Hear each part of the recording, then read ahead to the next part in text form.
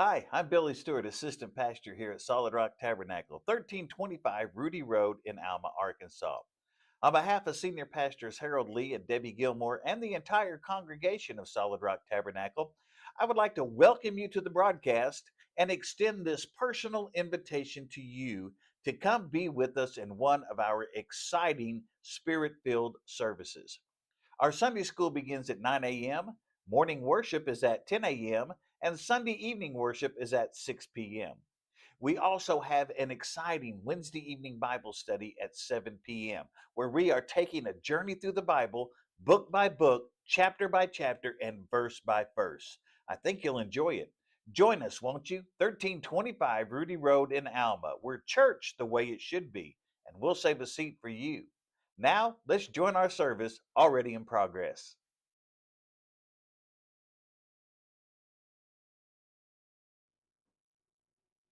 In chapter 17, we went through chapter 17 last week, right? Yeah.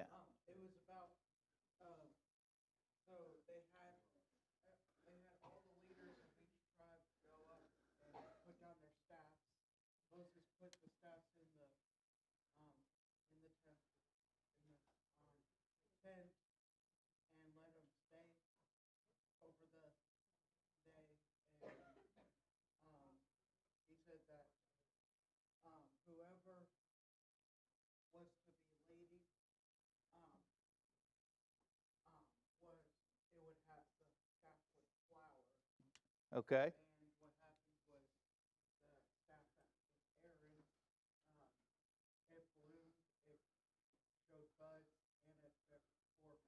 Okay. Okay. Yeah. That was it. Now, in chapter 18, when we get in chapter 18, and I forgot to change this here, but in chapter 18, it actually is going through the Levitical priesthood and the priestly duties of the priests within there, the Levites. So we're not going to go over that too much, or we're not going to go over that at all. It's just things that we've already talked about several times before. So there's no need in going over it again and again and again and again because y'all aren't going to remember it anyway. So yeah, yeah. So we're going to go into something that I hope you do remember, and I hope you do, that is something that will that will touch you and that you'll remember later on down the line. But we're going into chapter 19 now, and the chapter 19 it begins talking about the red heifer. Anybody remember have y'all heard of the red heifer?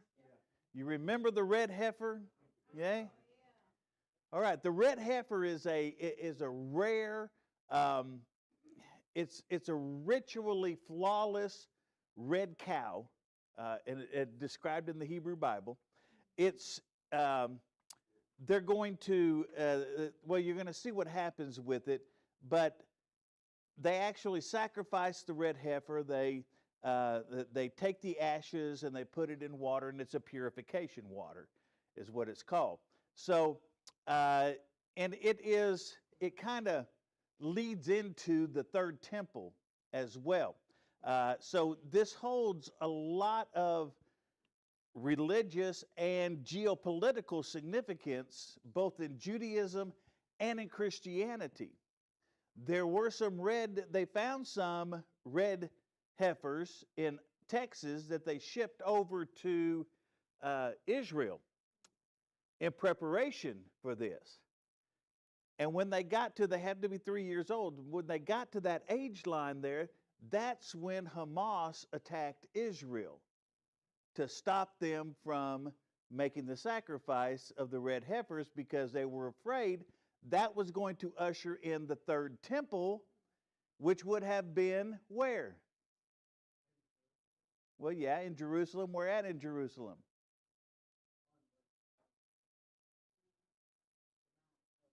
On Temple Mount. Okay? Why is it so hard? Why is it a problem to put the temple on Temple Mount today? Because Islam's Dome of the Rock is there. That is Islam's third most holiest place in the world. So it holds significance, the Temple Mount holds significance for both Islam, Judaism, and Christianity. So they don't want that Dome of the Rock destroyed, and that has to be destroyed in order for the third temple to be rebuilt on that site. So we're going to, I got a little film I want to show you, this little excerpt of some stuff. It's about 20 minutes long, so hopefully the speaker will work and we can get this going. These are the red cows. Okay, hold on. I'm going to try something here. Let me.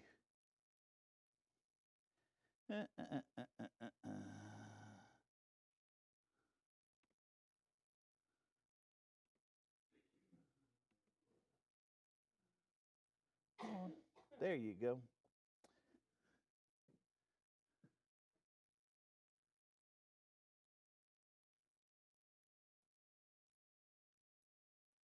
All right.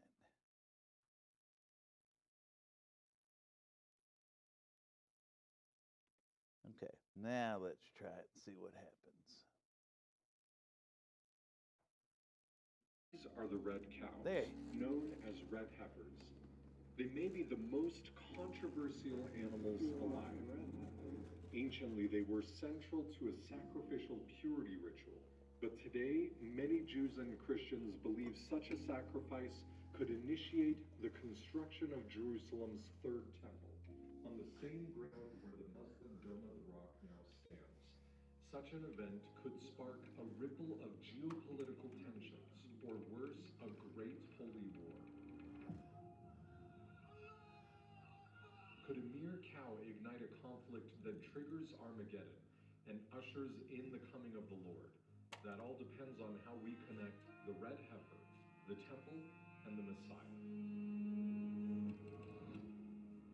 First, what exactly is a red heifer? Simply put, it's a red female cow just older than a calf, but its true significance dates back thousands of years.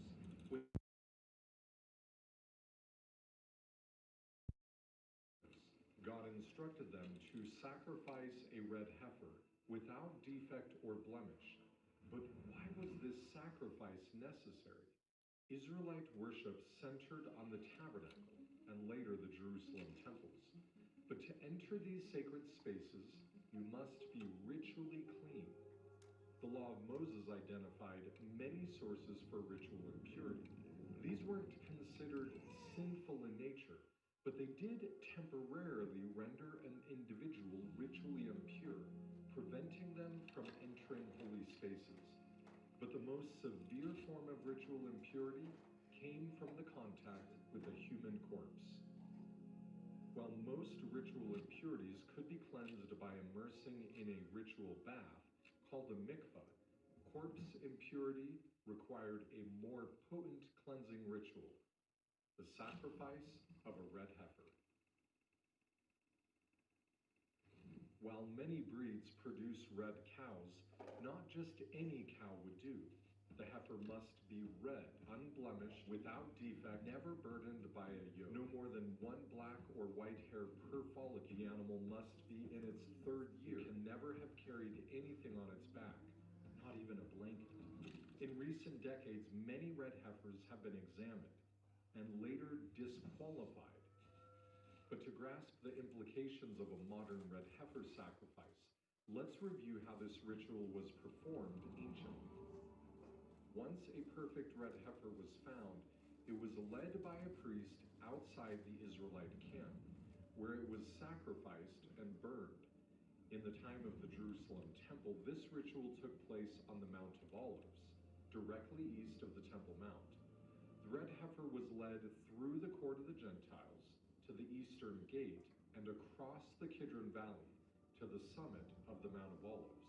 Positioned on the wood altar, the heifer was slaughtered. The priest collected the blood and sprinkled it 7 times toward the temple entrance. The priest then ignited a fire beneath the heifer, consuming the entire carcass, skin, blood, and all, making this burnt offering unique from all others. As the stack of wood or pyre burned, the priest took cedar wood, hyssop, and crimson-dyed wool and threw the bundle into the flames. Once completely burned, the remains were beaten until only fine ashes remained. These ashes were divided between the Temple Mount and priests throughout Israel. With the red heifer ashes prepared, those defiled by corpse impurity could now be cleansed using the red heifer ashes and spring water. A priest dipped a hyssop branch into the mixture and sprinkled it on the impure person.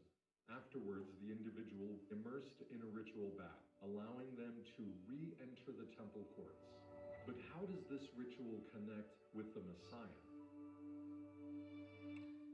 Jewish tradition holds that 9 red heifers were sacrificed from Moses until the destruction of the Second Temple in 70 AD.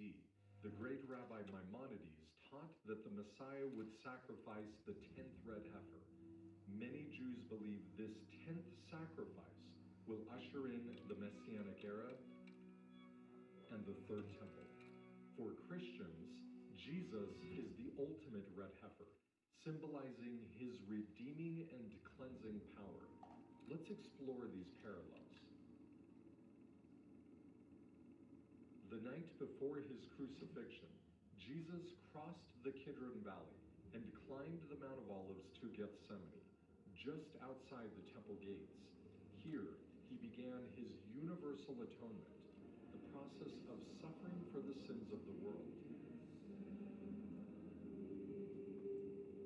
Just as the high priest led the unblemished red heifer across the same valley to be sacrificed on the Mount of Olives, so too did Jesus, the great high priest, willingly offered himself as a perfect, unblemished sacrifice for humanity.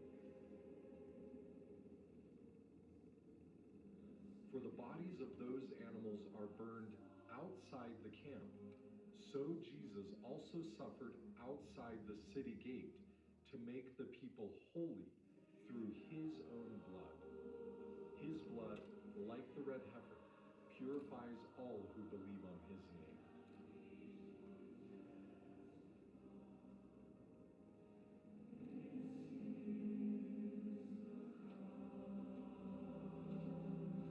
But unlike other temple sacrifices, the red heifer's blood was entirely burned to ash.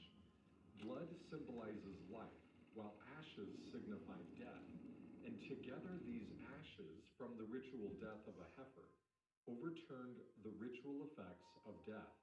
Likewise, the blood from the literal death of Jesus overturns the literal effects of death and sin. For if the sprinkling of a heifer's ashes can sanctify those who are defiled, how much more will the blood of Christ, who offered himself unblemished to God, cleanse our consciences?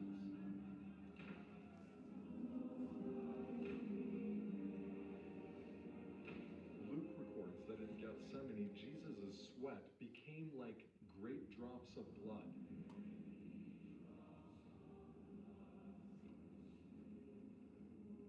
Christ's blood, shed in Gethsemane and on the cross, cleanses us from the defilement of sin.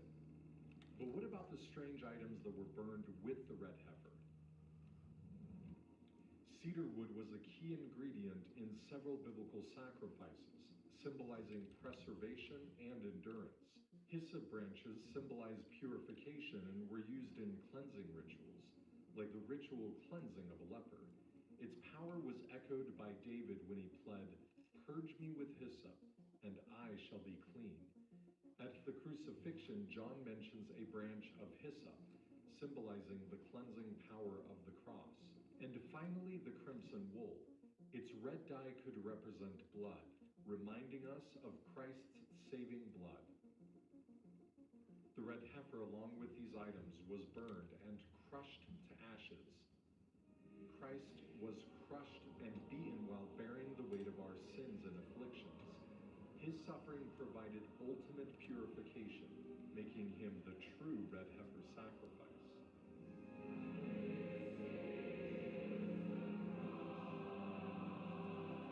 For both Judaism and Christianity, the Messiah is closely tied to the red heifer. For Jews, the next sacrifice sacrifice could trigger the arrival of the promised Messiah. For many Christians, it may herald the second coming of Jesus Christ. But why might this moment be approaching now? Since the Romans destroyed the Jerusalem temple in 70 AD, Jews have been without a central pillar of their faith. For nearly 2,000 years, they have prayed for the restoration of the temple. Many believed that the formation of the State of Israel in 1948 and the victory of the Six-Day War in 1967 marked the dawn of a new era. The Temple Mount, the original site of the temple, was back under Jewish control for the first time since the Romans. The Third Temple finally seemed within reach. Yet, in the name of peace, Israel gave control of the Temple Mount to Jordan, allowing Muslims to continue managing the site. Still, the dream of rebuilding the temple never faded. The Temple Institute, a leading organization advocating for the Third Temple, has spent years preparing for its construction. Sacred implements have been crafted, including a golden menorah, and priests have been trained. But one critical element remains missing: ritual purity. Without the ashes of the red heifer, the Jewish people remain ritually impure, preventing them from entering the Temple Mount, let alone rebuilding the temple. Fast forward to October 2021. 5 flawless red heifers are born in Glen Rose, Texas. News of these red heifers spread quickly. The Temple Institute purchased them and flew them to Israel on September 15th, 2022, with preparations beginning immediately. Property was secured on the Mount of Olives in anticipation of the long-awaited sacrifice. Many hoped this would pave the way for the building of the Third Temple. By October 2023, the cows had entered their 3rd year, making them eligible for sacrifice. Everything seemed ready until Israel was attacked. On October 7th, 2023, Hamas, an extreme Islamic terrorist organization, launched a brutal strike on Israel. The possibility of a red heifer sacrifice had raised alarm in the Muslim world, where many feared it would lead to Israel seizing control of the Temple Mount, Islam's 3rd holiest site. Hamas's strike on October 7th successfully delayed the sacrifice, but ignited a long and brutal war in Gaza. Yet, amid the chaos, many believe these events are fulfillments of ancient prophecy, drawing us closer to the arrival of the Messiah. As we witness the signs preceding the Savior's second coming, we must not lose focus on what matters most: the sacrifice of Jesus Christ, the literal red heifer. Jesus alone could offer his life as a sacrifice to save humankind.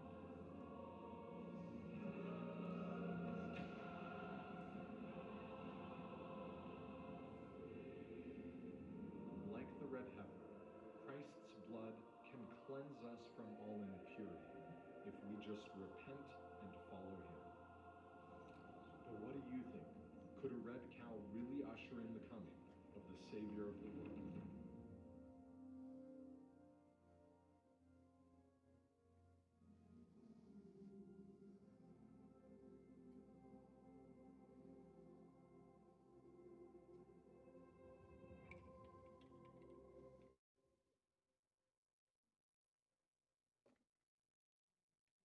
Pretty interesting, huh? So we talk about end times prophecy quite a bit. We talk about um, Christ's second coming, all the things that happen, and we know what Revelation says in many instances, what's going on with that. But we don't look at some of the stuff behind the scenes that has to happen as well, because these things, this stuff is what's setting up, taking us to, like the film said, the messianic coming, the second coming of Christ. And the second coming of Christ, in case I'm sure you all know, but just to remind you, the second coming of Christ is actually when the Jews will herald Christ as Messiah.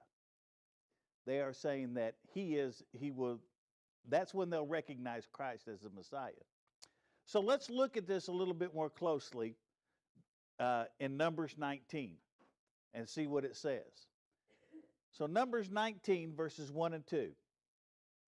And the Lord spake unto Moses and unto Aaron, saying, This is the ordinance of the law which the Lord hath commanded, saying, Speak unto the children of Israel, that they bring thee a red heifer without spot, wherein is no blemish, and upon which never came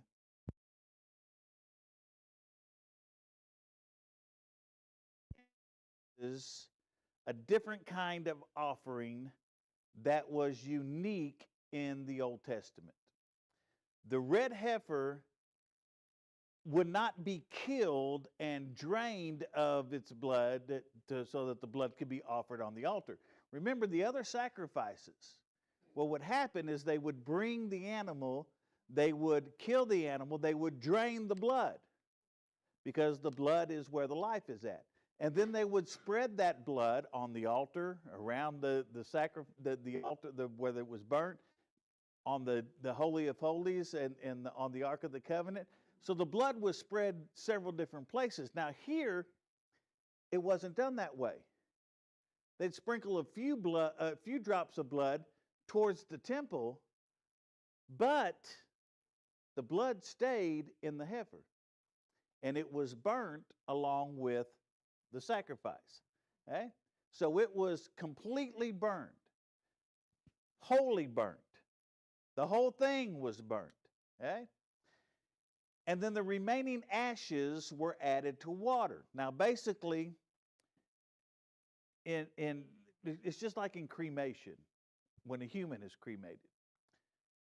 A lot of us think when somebody is cremated that they're burnt until they all turn into ash. Okay? That's not what happens. Okay? The flesh and all the other stuff pretty much gets burnt away. But a lot of the bone does not get burnt up, does not turn to ash. So what they have to do is they have to take the bones out of the crematory and put it in a thing they call the cremulator. And what that does is it grinds up the bones and everything and turns it into dust, right? So that's basically what they're doing here. When they make the sacrifice and it's burnt, some of the bones and stuff like that are still going to be there. So they have to crush those up. They have to pulverize everything in and make everything just dust, just ash, all right? And they had to do that so they can add it to water to be used for ritual cleansing. Now, a heifer, what is a heifer? Huh? Okay. There you go. It's a heifer, it's a cow that has never been pregnant. It's never had a calf, okay? And because it's never had a calf, it means it can't give milk. A cow cannot start giving milk until it becomes pregnant and has a calf. Then it can start giving milk. Now, the Hebrew text itself, and now listen to me when I'm telling you this. The Hebrew text itself does not specifically state that this had to be a heifer, but we just read that it said it had to be a heifer in there. All right? That's the English translation of the Hebrew text. The Hebrew text does not say that it has specifically said that it has to be a heifer. It simply says a young female cow that has to be red in color. Now, the Hebrew word translated as heifer here is para, all right? Which is the feminine of par, right? Which par means a young bull or a calf. Now, English, we've got people who don't speak English or have English as a second language. They'll say that English is the hardest language to learn because we have, we have words that to them just really doesn't make any sense. Most other languages, aside from English, are usually very specific about stuff, right? They have a masculine and a feminine. If you're talking about a bovine, which is cattle, talking about cattle, all right? Well, in Hebrew and in other languages, they have specific. They have female cattle, male cattle, and they have different words for them. Now, I know we have different words for that as well, but there are some things that can be feminine or masculine, and you don't know except in context. But in other languages, it's very, very specific, all right? So when it came to choosing an animal for sacrifice, in the other sacrifices, if you remember, the color of the animal didn't matter. It didn't say it had to be a certain color of cow. It didn't say it had to be a certain color of animal. It just said that it had to be without spot or blemish. Now, normally we think of them as just white, but a black animal can be without spot or blemish. Eh? A gray animal can be without spot or blemish. So it doesn't matter. And the other sacrifices didn't require a specific color. But in this one, it had to be red. God specifically says a red heifer, a red cow, red young female cow is what it has to be. Nothing else will work. And if you remember from what we saw, the little documentary that we saw there, they could only have so many black hairs or white hairs per, they call it follicle on it, which is just a short area. So they could have very little, they can't have any other kind of hair on it, right? So a lot of these that they had seen, that they had red heifers, they would go through and something would be disqualifying to them. Okay? They had they weren't old enough. They had they had some sort of different hair color follicles in them. They had maybe they'd had a blanket on their back or something like that. This cannot have anything, could not have had anything on its back, no yoke of any kind. Okay? This calf had to be red to resemble blood. It says, without spot, wherein is no blemish, and upon which never came yoke. These requirements made the animal even that much more rare. Okay? So because of this, because the animal, all of these requirements that it had, because of that, that red heifer was valuable. Now, it doesn't disclose how much, and I meant to look it up, and I forgot to look it up exactly how much, but it doesn't disclose how much they paid for those 5 red heifers they found in Texas.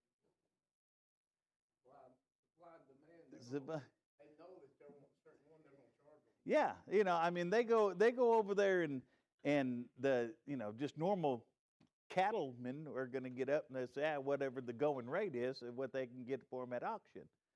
But when all of a sudden, now can you imagine being in an auction and all of a sudden see a bunch of Jewish rabbis come in, And you're going, what's going on? And they start examining these red heifers and everything and start bidding on these things. Somebody's going to go, whoever owns them things is going to go, up the price, get the price up. Yeah. Because if they found that these red heifers met all the requirements that they had to meet, they were going home with those red heifers. It didn't matter how much it cost. They were going to go home with them. Okay? So these animals would be very valuable. They are very rare. And in some sense, they were pure, since they had never been mated before. All right? All right, let's look at verses 3 through 10.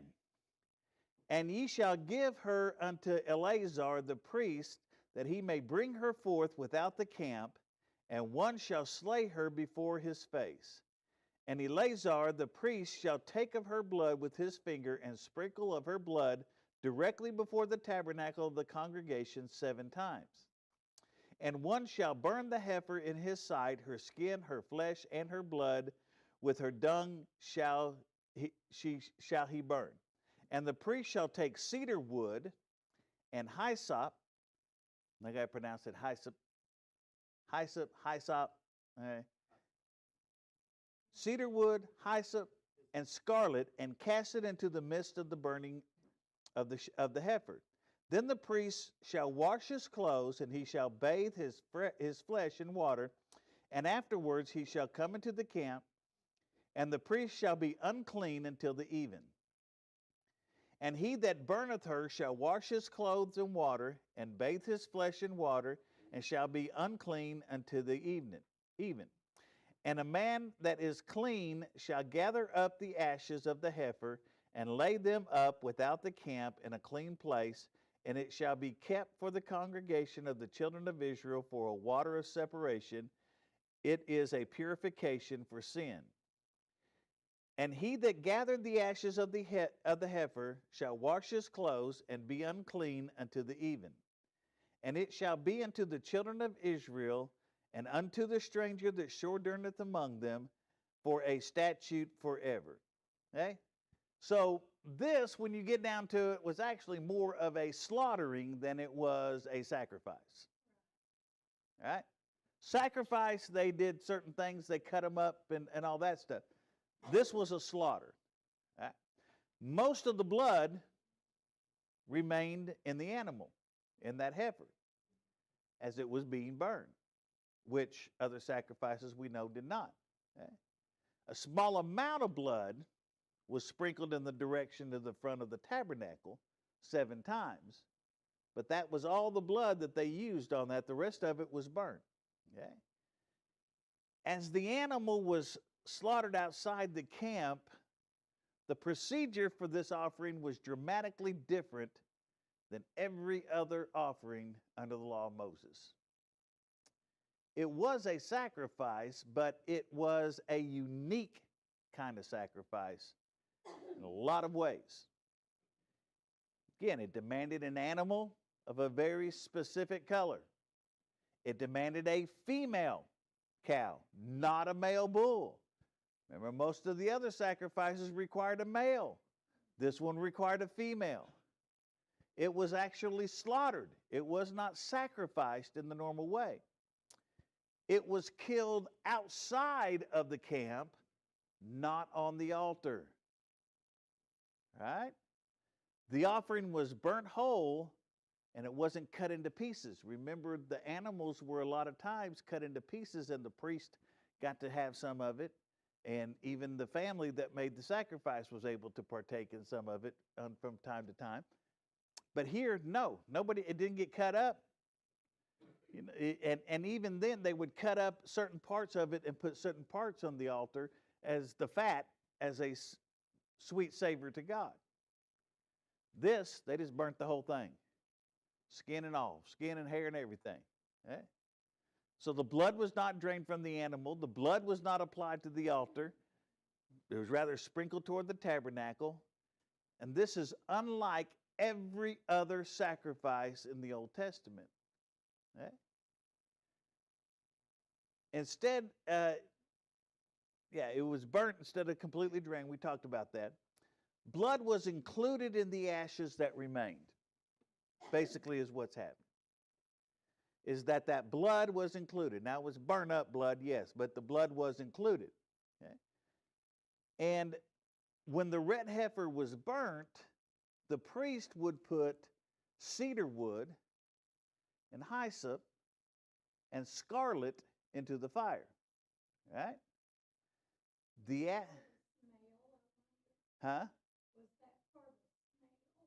Well, we're going to look at that in just a second, actually. There's a very interesting reason, a very interesting foreshadowing on that. That I think you'll like. The ashes remaining in the midst of the fire included the carcass of the animal, its blood, and the wood and hyssop and scarlet. Now, what is hyssop? A plant. Well, yes, of course. It's a plant. Very good.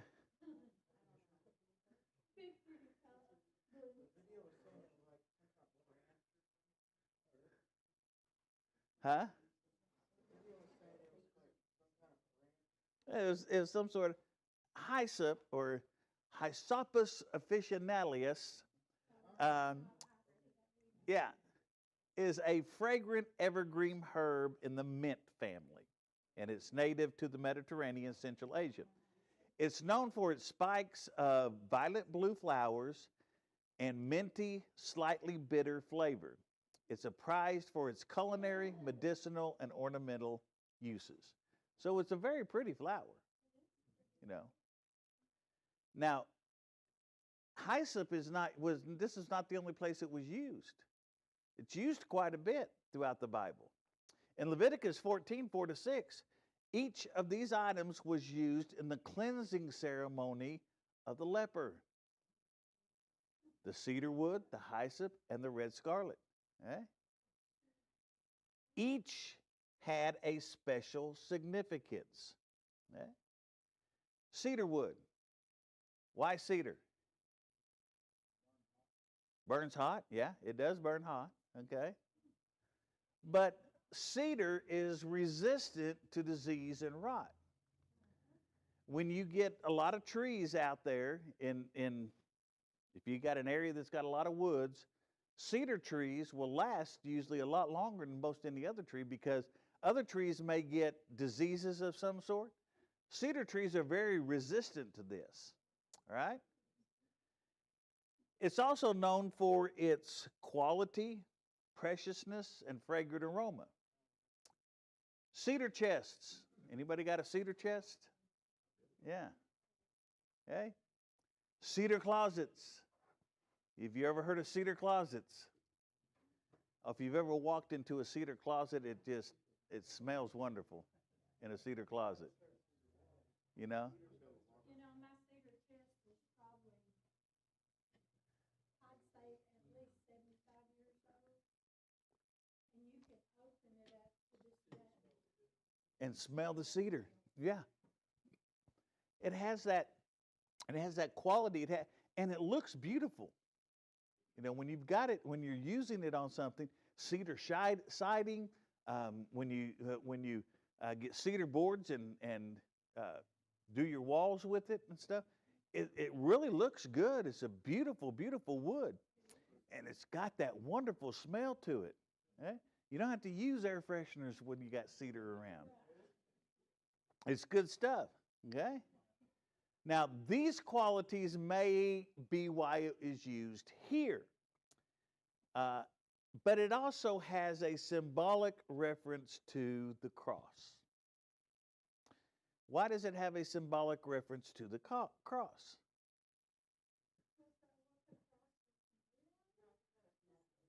Huh? The cross? It is, some people suppose, some commentators say, that the cross was made of cedar. Okay? That it was made of cedar wood. Now there are several different native to the region trees that it could have been used from. All right? But some commentators state that it was made of cedar. Okay? Because hyssop was used for the cleansing for leopards, when David, they quoted this in here, David asked God to purge me with hyssop in Psalms 51:7. All right?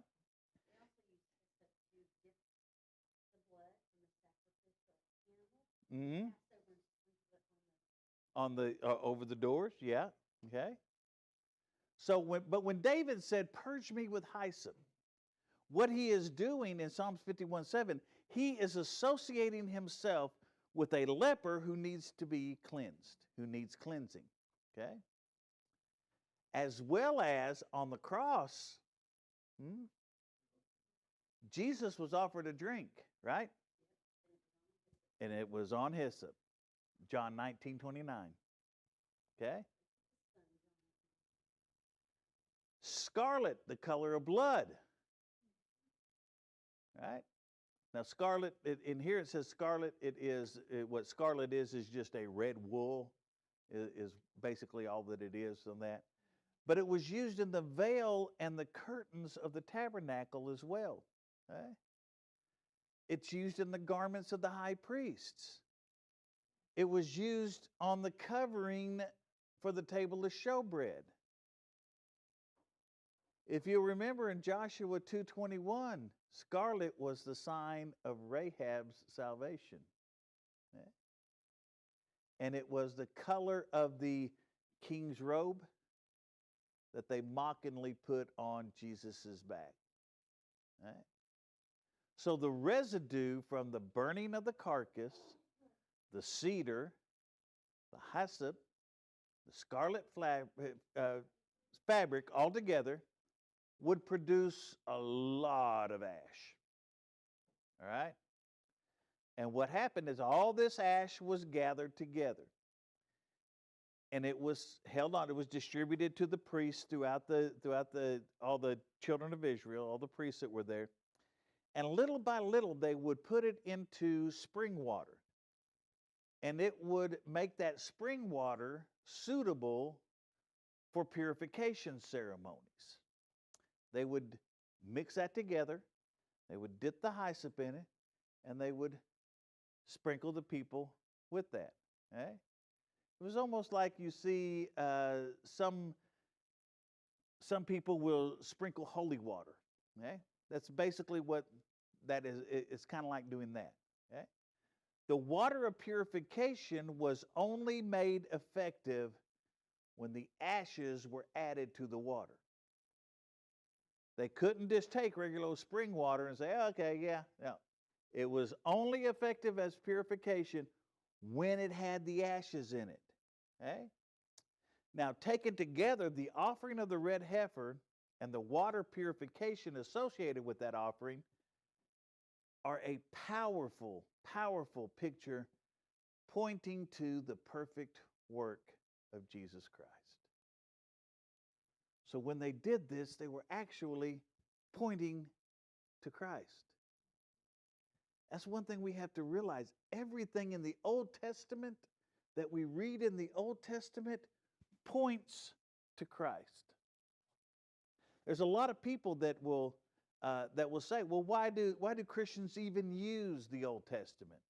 It's the Old Covenant.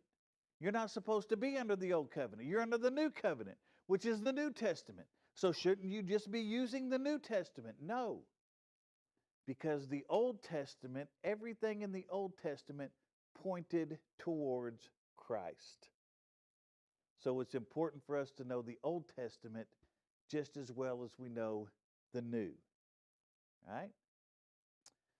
But like the heifer, Jesus was red in his sacrifice. In other words, he was covered in his own blood. By the time Jesus was actually sacrificed, if you remember in Luke, it says that the blood fell as great drops of, the sweat fell as great drops of blood. All right? Now, this is an actual physical condition. Luke would notice this and pointed it out because Luke was what? A physician, yes. Okay? Now, this was an actual condition. It's called hematidrosis. And what it is when a person is under extreme stress, that the capillaries in their blood vessels will rupture and they will bleed from their sweat pores. Okay? So it is a physical condition that has been noted at people. They have seen people do it, but it is under somebody who is under extreme stress. In other words, that blood pressure had to be way up there pretty high. All right? This just another thing that shows how much stress that Jesus, as a human, was under before he went to the cross. So when they arrested Jesus and took him, he was covered in blood. He was red from the blood right then. All right? Not to mention the scourging that he received and all the crown of thorns and all of that. He was completely covered in blood by the time that he was actually nailed to the cross. Jesus was pure and without spot. Jesus was never under any yoke, basically the yoke of sin. He was never under that yoke. Just like the red heifer, Jesus was sacrificed outside of the camp, not in the city. The sacrifice of Jesus was a unique sacrifice. Okay? And the sacrifice of Jesus is effective for all of those who claim it, including the stranger and the sojourner. So, in other words, what Jesus did on the cross is available to everyone. Every single person. Doesn't matter who they are. Black, white, red, yellow, pink, green, orange, doesn't matter. The little Martians came down, green Martians came down, and they said, we accept Jesus. They could be saved. Okay? Anybody, all right? The water of purification made with the ashes of the red heifer did not create a different purification from ritual uncleanness.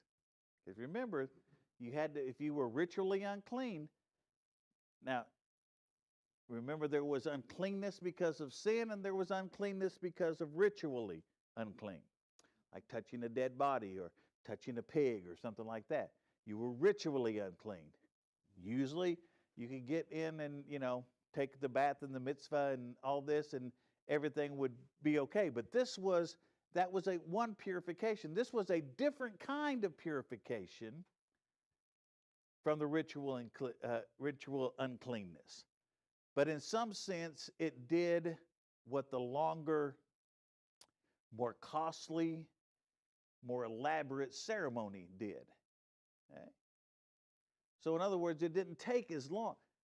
Instead of having to do all those things that you had to do to be ceremonial clean before, now the priest just had to splash you with a little bit of the calf water. We'll call it calf water. How's that? The purification water.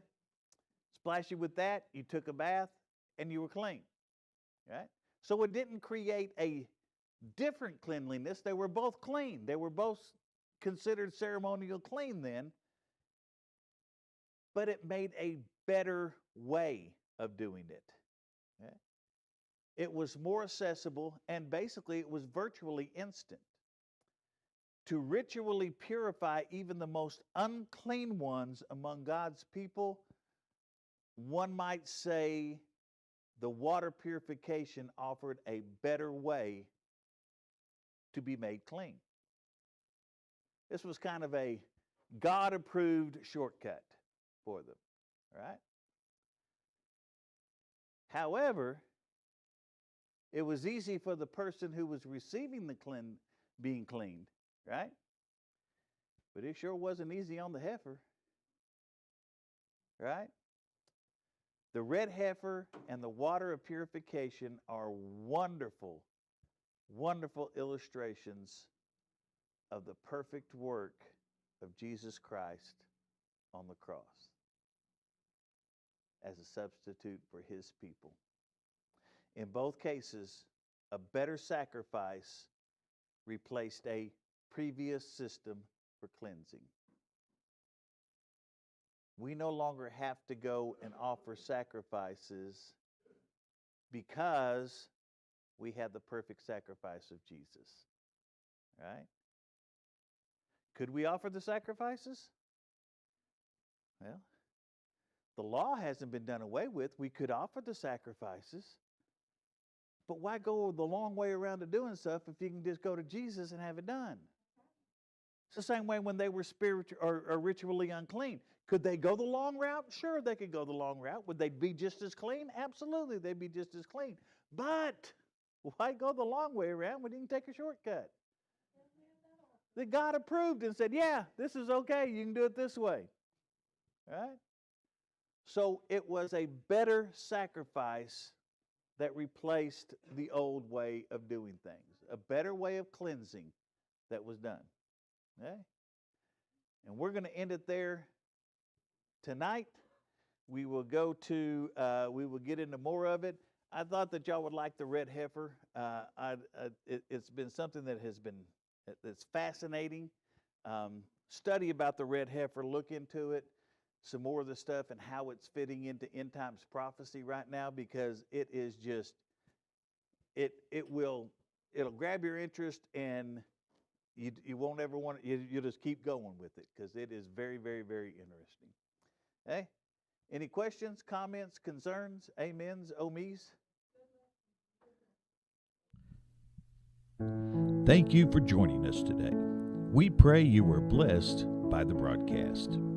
If you have a prayer request or questions about Solid Rock Tabernacle, please visit our website at www.solidrocktabernacle.org. That's www.solidrocktabernacle.org. On behalf of the pastors and congregation here at Solid Rock Tabernacle, we pray you have a blessed week, and we invite you to join us in person or on one of our future broadcasts.